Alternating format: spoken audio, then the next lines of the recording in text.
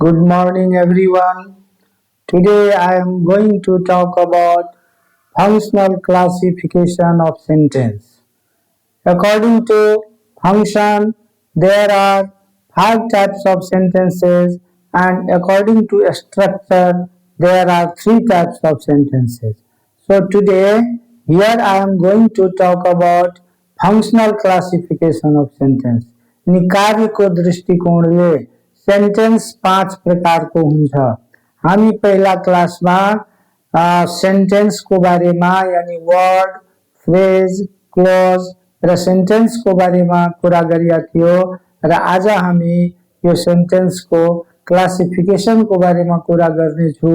Sentence कति प्रकारको हुन्छ र त्यो सेन्टेन्स कसरी काम गर्छ, कसरी चिन्ने इत्यादि इत्यादि प्रश्नको उत्तर आजको क्लासमा हामी खोज्नेछौँ। र पहिला हामी सुरुवात गरौँ सेन्टेन्सको परिभाषाबाट।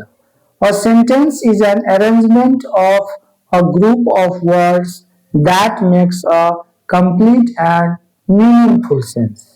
यानी सेन्टेन्स जुन छ त्यो ग्रुप हो वर्डहरूको यानी शब्दहरूको समूह हो जो कि कम्प्लिट मिनिङ दिन्छ। यदि त्यो मिनिङ दिँदैन भने हामी त्यसलाई सेन्टेन्स भन्न सक्दैनौँ। जस्तै ही इज अ स्टुडेन्ट, यो एउटा सेन्टेन्स हो। यसैलाई यदि हामी लेख्छौँ स्टुडेन्ट इज, तब यो सेन्टेन्स भएन। वा इज स्टुडेन्ट ही, त्यो पनि सेन्टेन्स भएन।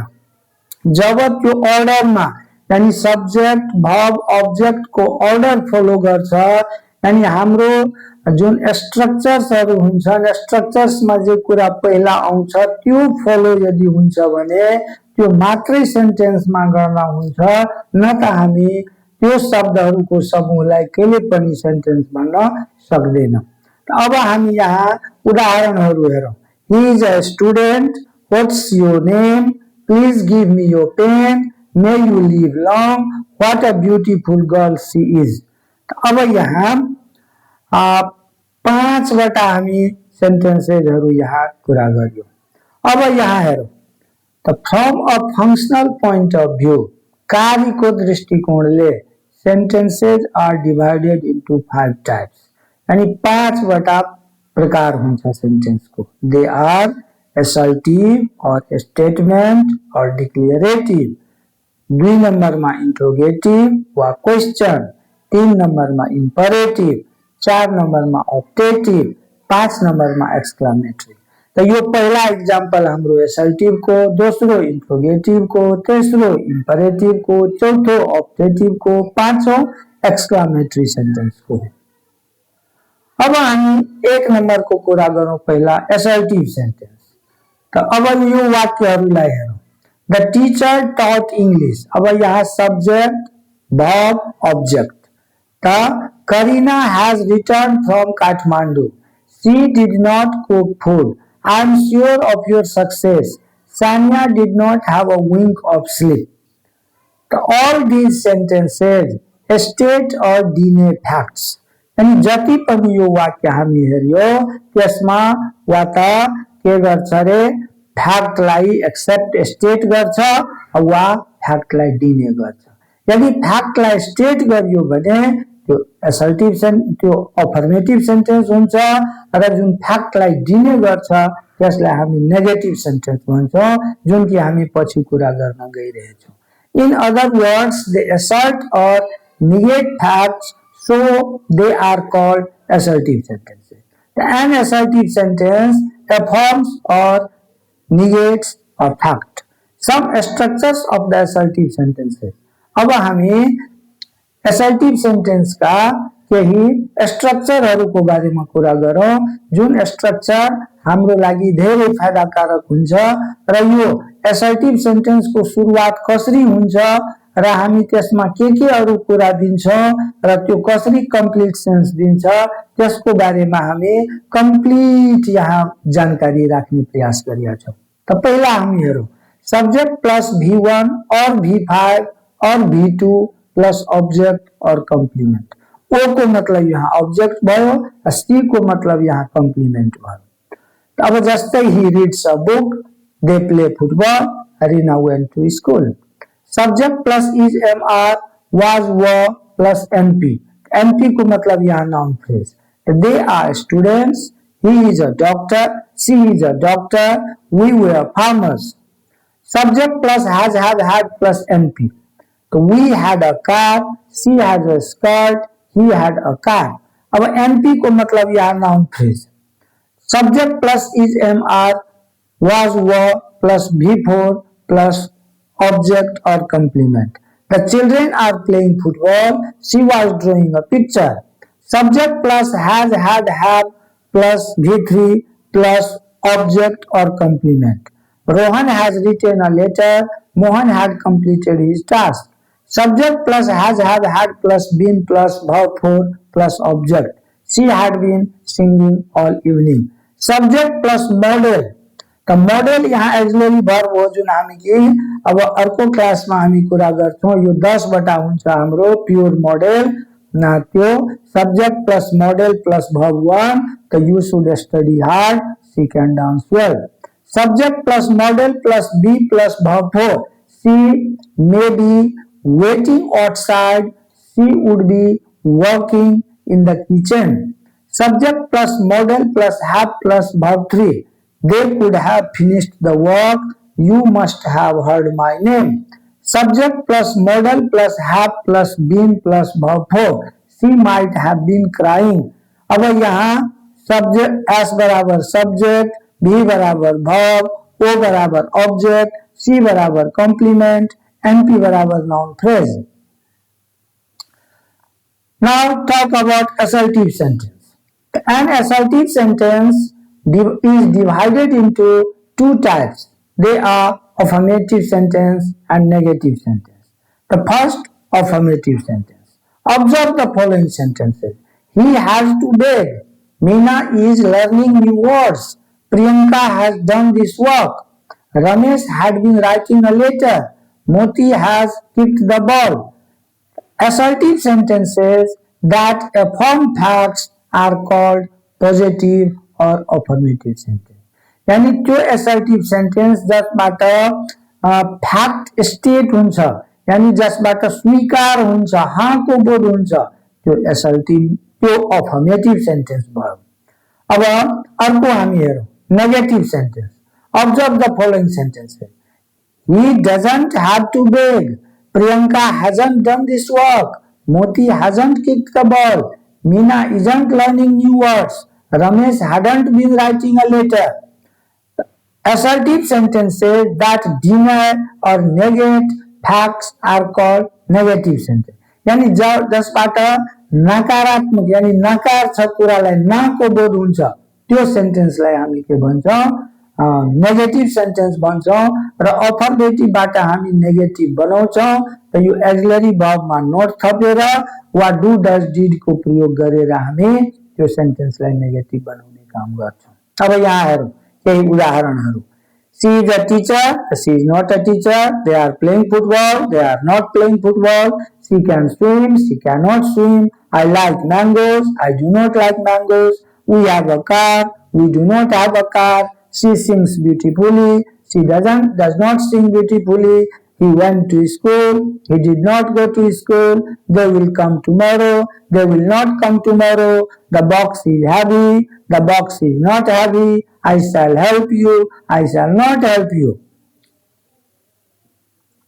अब हाम्रो यहाँ हामी एउटा चार्ट प्रस्तुत गरिया छौं यो चार्टमा हेरौं यति त हामी के सिक्यौले कि हामी कसरी कुनै सेन्टेन्सलाई नेगेटिभ बनाउने त दुईवटा कुरा हामी गरे एकवटा कुरा गरे कि एक्सिलरी भर्बमा पछि नोट थपेर हामी नेगेटिभ बनाउँछौं वा जसमा एक्सिलरी भर्ब रहदैन त्यसमा डु डज डिड को प्रयोग गरेर त्यसपछि नोट थपेर हामी त्यसको नेगेटिभ बनाउँछौं तर यहाँ हामी अब वर्डलाई नेगेटिभ बनाउँछौं त वर्डलाई नेगेटिभ बनाउने तरिका के हो त विभिन्न प्रकारका प्रिफिक्स को प्रयोग गरेर त प्रिफिक्स के हो त prefix is a term that is added in the beginning of a word but while we add these prefixes at the beginning of a word they usually negate the meaning of the sentence Just for example, happy is a word, and while we add on, it becomes unhappy. So happy means खुशी, unhappy means दुखी. तो यानी happy को जो meaning छ ठीक त्यसलाई यो के गर्छ अपोजिट गरिदिन्छ. अब उदाहरणहरू हेरौँ. Happy, unhappy, usual, unusual, known, unknown, equal, unequal, dress, undress. अब अर्को छ हाम्रो in. The possible, impossible, position, imposition, moral, immoral, prudent, imprudent, proper, improper, accurate, inaccurate, eligible, illegible, organic, inorganic, decent, indecent, capable, incapable. Responsible, irresponsible, rational, irrational, regular, irregular, resistible, irresistible, religion, irreligion. Satisfaction, dissatisfaction, courage, discourage, comfort, discomfort, agree, disagree, placement, displacement. Or political, apolitical, sexual, asexual, social, asocial, typical, atypical, moral, amoral. यानी a पनि जुन हो त्यो के हुन्छ यो पोलिटिकलमा apolitical थप्दाखेरि यो apolitical हुन्छ जसको मतलब गैर राजनीतिक भइहाल्छ. त त्यस्तै यो सबै वर्डको अपोजिट मिनिङ गरिदियो. Noun, the nonsense, the nonsense, talkers, non-talkers, existent, non-existent, fiction, non-fiction, payment, non-payment, anti. The aging, anti-aging, social, anti-social, dote, antidote, body, antibody, virus, antivirus, understand, misunderstand, manage, mismanage, believe, misbelieve, lead, mislead, interpret, misinterpret. अब हामी यहाँ केही अर्को टर्महरूको बारेमा कुरा गरिरहेछौँ. हेरौँ. The suffix less and free can be used to negate a noun. जब कुनै यो सफिक्स जो कि लास्टमा एड हुन्छ, लेस र फ्री सफिक्स जब हामी कुनै पनि वर्डमा थप्दाखेरि त्यो के हुन्छ, जुन वर्डमा यो लाग्छ त्यो के हुन्छ नाउन. अब जस्तै hope, hopeless, life, lifeless, care, carefree. अब यो नेगेटिभ वर्ड भइहाल्यो. Certain indefinite pronouns, adverbs and negative coordinating conjunctions can be used to give negative meaning. अब यो जति वर्ड हामी पढिरहेछौँ त्यो सबै के हो, वा त प्रोनाउन हो, वा एडभर्ब हो, वा नेगेटिभ कोअर्डिनेटिङ कन्जङ्सन हो. र यो जुन वाक्यमा आउँछ त्यसको मिनिङ प्राय नेगेटिभ हुन्छ. र ट्याग क्वेसन जब हामी बनाउन थाल्छौँ त यो वर्डहरू प्रयोग भएका सेन्टेन्समा हामी प्राय त्यसको अफर्मेटिभ ट्याग बनाउँछौँ, पोजिटिभ ट्याग बनाउँछौँ. त त्यो वर्डहरू के हो, nothing, few, nobody, unless, no one, yet, nowhere, too, neither, not, little. Inherent lexical items, यानी केही वर्ड छ जो पहिलादेखि नै सधैँ त्यो नेगेटिभैमा रहन्छ. जस्तै fail, forget, lack, exclude, absent. अब हामी 2 नम्बरमा interrogative sentence. Observe this sentence. Is she a nurse? Or what is your name? An interrogative sentence asks a question. They are used to get a specific piece of information. There are 2 types of interrogative sentence. Yes, no question and WH question. The first talk about yes, no question. The yes, no questions are the type of questions that can be answered in either yes or no. Yes, no questions require subject operator inversion. यानी subject operator inversion को मतलब हो सब्जेक्टलाई हामी के गर्छौं, verb को ठाउँमा राख्छौं र भर्बलाई सब्जेक्ट को ठाउँमा राखिदिन्छौं. त अब यसको स्ट्रक्चर के हुन्छ, auxiliary verb plus subject plus main verb plus other words. अब जस्तै did she kill a bird, are you a farmer, has she cooked food. अब यहाँ auxiliary verb is, am, are, was, were, have, had, do, does, did, shall, should, will, would, can, could, may, might, must, ought to, used to, need, dare. त यो 24 वटा axillary भर्बबाट यदि कुनै sentence सुरु हुन्छ र अन्तमा उसको क्वेशन मार्क आउँछ त त्यो सेन्टेन्स प्राय हाम्रो यस नो क्वेशन हुन्छ, जसको उत्तर प्राय यस वा नो मा आउँछ। अब हामी दोस्रो क्वेशन छ हाम्रो WH क्वेशन। त WH क्वेशन मा हामी they are used to get a specific piece of information, यानी खास इन्फर्मेसन को जब डिमान्ड हुन्छ त हामी यो WH क्वेशन को युज गर्छ। In root there are 9 basic questions, यानी रूट लेभलमा यो 9 वटा जुन छ त्यो हाम्रो बेसिक क्वेशन हो। त पहिला हो हु, जुन प्रोनाउन हो, पर्सन को लागि प्रयोग हुन्छ। Who wrote this book, who has helped you. Whom pronoun, यो पनि पर्सन को लागि हुन्छ। Whom did you talk to, with whom did she go. Whose pronoun पनि हो, एडजेक्टिभ पनि हो। यो फर पोजेसन सम्बन्ध को लागि वा अधिकार को लागि को प्रयोग हुन्छ।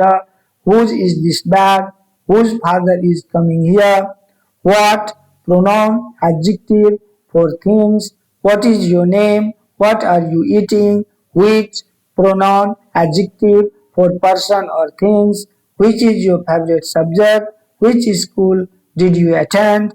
Where adverb for a place, where do you live, where does a cow live. When adverb for time, when is your birthday, when will you come. Why adverb for reason, why are you happy, why is she sad. How adverb or adjective for method, health, way, how do you go to school. अब हामी अर्को हेरौं, यो 9 वटा जुन थियो हाम्रो, त्यसलाई छोडेर अर्को यो हामी अर्को क्वेशन को बारेमा कुरा गर्छु, formative question. Except for 9 basic question words, there are some formative question words. अब यो फर्मेटिभ क्वेशन वर्डहरु 10 वटा हामी यहाँ दिएका छौं, त्यसको बारेमा कुरा गरौं। For first number how many, for the number, how many books are there on the table. How much for quantity, how much sugar do you need for the tea. How far for distance, how far is your school from your house. How long for duration, how long will the movie last. How often for frequency, how often do you go to library. How many times for frequency, how many times have you visited Kathmandu. At what time for exact time, at what time does the train leave. At what place for exact place, at what place did the meeting happen. What kind of for the exact place, what kind of music do you like. What type of for exact type, what type of books do you prefer to read. अब हामी कुरा गर्छौं यहाँ types of question, यानी प्रश्न कतिवटा हुन्छ जम्मा। तो यहाँ जम्मा 5 प्रकारको प्रश्न हुन्छ, यानी there are 5 types of questions. The first yes no question we have already talked about.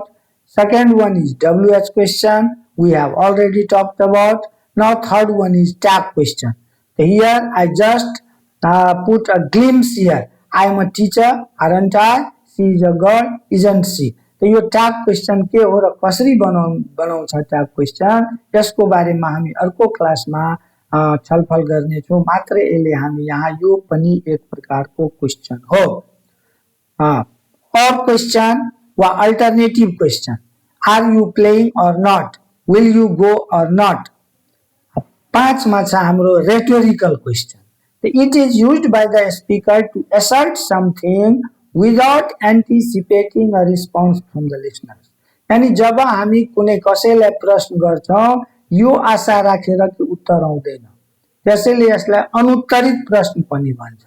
तर अकॉर्डिंग टु इयरिङ 1997 rhetorical questions are mainly used for 2 purposes. 2 वटा पर्पस यसको हुन्छ, to introduce the topic, to focus on the main point. For example, who is not without a fault. So everyone has a fault. Who can speak against him? So nobody can speak. Who will live forever? So no one can live forever. Who can bail the cat? No one can bail the cat. अब हामी तेस्रोमा कुरा गर्छौं इम्परेटिभ sentence. अब imperative सेन्टेन्समा हेरौँ। Observe this sentences. Bring a glass of water, order, love your nation, advice, don't pull the chain, prohibition, have a cup of tea, please, request, please lend me a book, request, never tell a lie, advice, turn left at the corner, instruction or direction, don't touch the hot pan, warning, let us dance, suggestion. So when we need to express some order, advice, prohibition, request, advice, instruction, direction, warning, suggestion, we use imperative sentence. अब imperative sentence का केही विशेषताहरू के छ? यो सधैँ भवबाट सुरु हुन्छ, भव 1 बाट प्राय सुरु हुन्छ र यसको अन्तमा फुल स्टपको प्रयोग हुन्छ र यसमा सब्जेक्ट सधैँ लुप्त रहन्छ, तर त्यो सब्जेक्ट जुन छ प्राय यु नै हुन्छ। अब हाम्रो 4 नम्बरमा छ अप्टेटिभ सेन्टेन्स। त observe this sentence. Wish you a happy Dashain, may you live long, many happy returns of the day, may you go to hell, may success kiss your fit.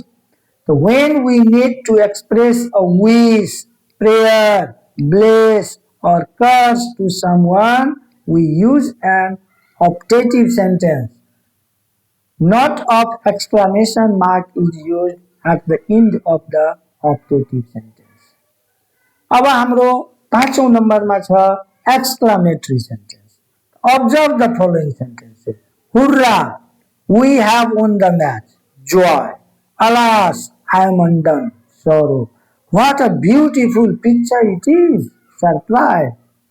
Poo-poo. Contempt. How sweet you are. Love. Oh no, the dog is running towards us. Fear. What a terrible day it was. Sadness. So when we need to express some strong and sudden feelings of surprise, like joy, sorrow, surprise, contempt, love, fear, sadness, we use exclamatory sentence. Not of exclamation mark is used at the end of exclamatory sentences. अब हामी यहाँ भाइ विद्यार्थी भाइ बहिनीहरूको लागि केही एक्सरसाइजेसहरू यहाँ दिया छु र यहाँ 20 वटा सेन्टेन्स छ, दुई पार्टमा 10-10 वटा गरेर। त पहिला पार्टमा हामी यहाँ छ write the name of the sentences. अब यहाँ यो अगाडिमा she is reading a story book, त यहाँ अफर्मेटिभ असर्टिभ सेन्टेन्स हामी लेख्ने। What are you doing now, त इन्ट्रोगेटिभ सेन्टेन्स। यस्तै गरेर यो 20 वटा सेन्टेन्सलाई पढ्ने र यसको कुन सेन्टेन्स हो त्यसको अगाडिमा लेखेर मलाई कमेन्ट बक्समा आन्सर दिने। आजको क्लासमा यति, धन्यवाद। फेरि अर्को क्लासमा